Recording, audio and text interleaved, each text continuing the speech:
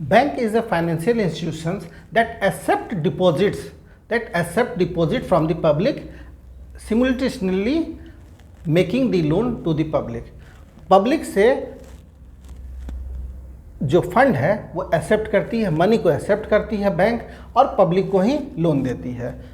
Public से लेने का, पब्लिक को देने का ये काम बैंक करती है। तो बैंक, आज हम लोग का टॉपिक बैंक है, ठीक है। A financial institutions where customer can save और borrow money. A financial institution एक वित्तीय संस्थान जहां पब्लिक जो है अपने धन को बचत करके रखती है या उधार लेती है। ऐसा वित्तीय संस्थान जहां कस्टमर जो पब्लिक है वो अपने धन को संचय करती है, सेव करती है, या उस वित्तीय संस्थान से उधार लेती है, ठीक है। अब बेसिक शुरू करेंगे। बैंक्स, जो आप बैंक के ब्रांच में जाते हैं तो बैंक्स में बहुत सारा काम बटा हुआ है, हर डेस्क बटा हुआ है, तो उसको बैंक में डिपार्टमेंट बोलते हैं। जो हर डेस्क बटा हुआ है आप बोर्ड में देखे होंगे, loan department, loan section, deposit section, cash section. तो इस तरह से बेसिक जो है हम लोग कुछ बैंक का डिपार्टमेंट देखते हैं। सबसे पहला चीज़ है बैंक का, सबसे पहला डिपार्टमेंट देखते हैं डिपॉजिट्स।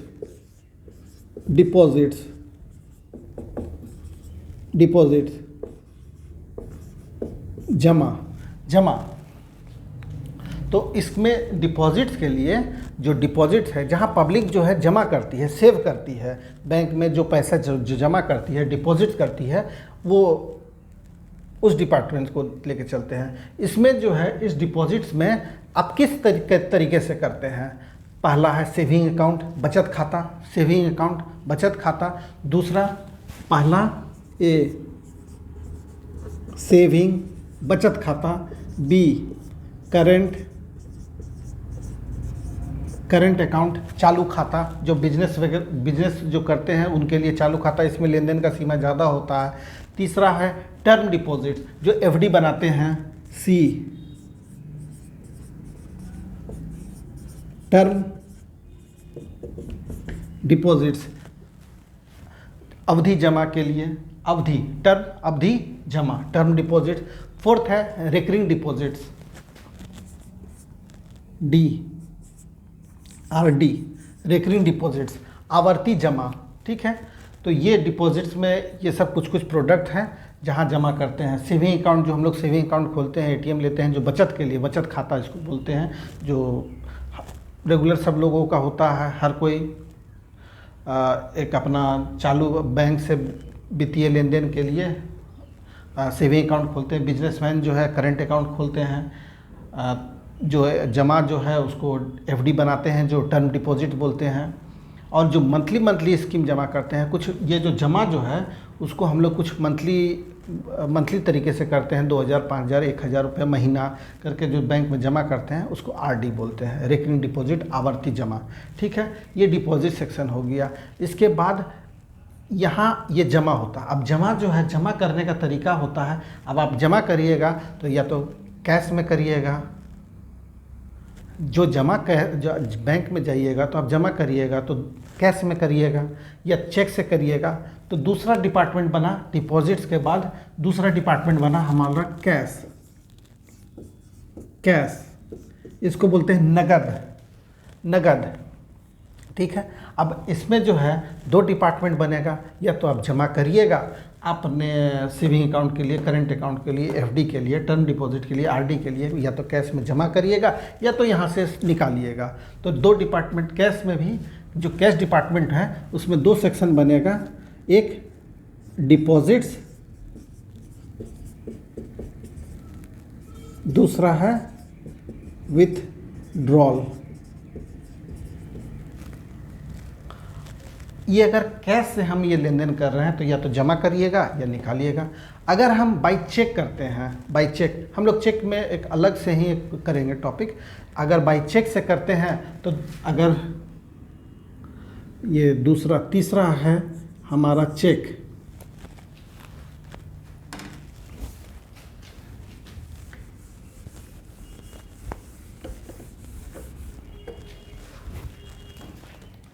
तीसरा डिपार्टमेंट हम लेते हैं अगर चेक से करते हैं तो उस डिपार्टमेंट को बोलते हैं क्लियरिंग। क्लियरिंग ये चेक मोड से होता है, जो बैंक चेक देती है उससे, तो क्लियरिंग डिपार्टमेंट हो गया। ये जो क्लियरिंग डिपार्टमेंट है इसमें या तो हम चेक से करेंगे या तो ईसीएस करेंगे, इलेक्ट्रॉनिक क्लियरिंग सिस्टम। जो ईसीएस इसको बोलते हैं इलेक्ट्रॉनिक क्लियरिंग सिस्टम। एक मैंडेट अपना लगा दिया, हर महीने वो अकाउंट से कटते चला गया। तो इसमें कैश का नहीं हुआ, आपका जो भी इंस्टॉलमेंट कहीं जमा करना है या फिर डिपॉजिट के लिए, लोन के लिए, तो ईसीएस के माध्यम से आपका वो कट जाता है, आपके अकाउंट से लेन देन हो जाता है। और या तो चेक काट के देते हैं। तो क्लियरिंग में 2 मोड है, चेक और या तो ईसीएस। उसके बाद चौथा डिपार्टमेंट हो गया लोन को हम लोग क्रेडिट भी बोलते हैं, एडवांस भी बोलते हैं। एडवांस, लोन, क्रेडिट, एडवांस, अग्रिम ये सब बोलते हैं। अब ये जो लोन है, ये भी लोन जो है बहुत तरीके से होता है। अब जो लघु उद्यमी है, जो व्यापार, जो जिनका कुछ मैन्युफैक्चरिंग यूनिट है, कुछ सामान तैयार करते हैं या सर्विस कोई देते हैं, तो वो एमएसएमई है। विद्यार्थी है तो वो एजुकेशन लोन लेते हैं। किसान हैं वो एग्रीकल्चर लोन लेते हैं। जो वेतन वाले हैं या कोई ऐसा आदमी है जो अपना पर्सनल नीड के लिए लेते हैं, व्यापार के लिए ना लेके अपने पर्सनल नीड के लिए, कुछ इमरजेंसी हो गया, बीमार हो गए या फिर शादी है, तो वो सब पर्सनल लोन हो गए।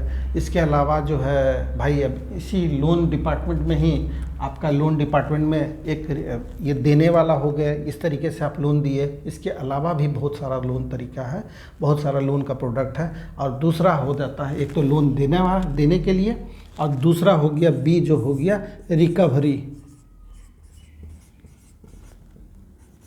रिकवरी, वसूली। जो दिए वो क्रेडिट ऑफिसर, जो दिए वो रिकवरी ऑफिसर, फील्ड ऑफिसर, आप जो कहिए, तो वो दूसरा डिपार्टमेंट हो गया लोन में रिकवरी। ठीक है। इसके अलावा आप 4 डिपार्टमेंट देख लिए लोन का। उसके बाद जो है बैंक में जनरल अकाउंट डिपार्टमेंट होता है, जो बैक ऑफिस होता है, समान लेखा विभाग, जहाँ बैंक में अकाउंट वगैरह ओपनिंग, ये सब जो फाइलिंग, जो गवर्नमेंट का दिया मैंडेटरी काम, स्टेटमेंट बनाना, ये सब काम होता है, जनरल अकाउंट डिपार्टमेंट होता है। इसके अलावा बैंक में 5th हो गया जनरल अकाउंट्स डिपार्टमेंट, समान लेखा विभाग। 5वां, 6ठा हो गया आपका एस्टेब्लिशमेंट,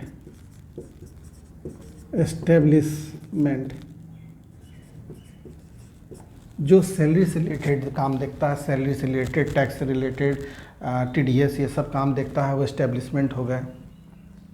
तो इस तरीके से जो बैंक में आपका जो डिपार्टमेंट है वो बेसिक ये सब डिपार्टमेंट है। आप कभी भी बैंक जाइए तो देखिए, और इन सबको हैंडल करने के लिए एक ऑफिसर और क्लर्क होते हैं, और ये सब विभाग को हैंडल करने के लिए एक ऊपर आपका शाखा प्रबंधक होते हैं, जो पूरे शाखा को प्रबंधन देखते हैं, वो शाखा प्रबंधक होते हैं। तो इस तरह से बैंक में डिपार्टमेंट बांटा जाता है। तो हम लोग इसके बाद एक चेक के पे बात करेंगे कि कैसे चेक आप उसको संभाल सकते हैं, मतलब देखते हैं, कैसे समझते हैं चेक को।